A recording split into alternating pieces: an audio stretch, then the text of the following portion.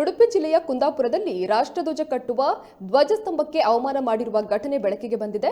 ಕುಂದಾಪುರ ತಾಲೂಕು ಪಂಚಾಯತ್ ಕಟ್ಟಡದಲ್ಲಿರುವ ರಾಷ್ಟ್ರಧ್ವಜ ಹಾರಿಸುವ ಧ್ವಜಸ್ತಂಭದಲ್ಲಿರುವ ರಾಷ್ಟ್ರ ಲಾಂಛನಕ್ಕೆ ಹಾನಿಯಾಗಿದ್ದು, ಅಧಿಕಾರಿಗಳು ಮಾತ್ರ ಕ್ಯಾರೆ ಅನ್ನದೇ ಪ್ರತಿದಿನ ರಾಷ್ಟ್ರಧ್ವಜವನ್ನ ಹಾರಿಸುತ್ತಿದ್ದಾರೆ.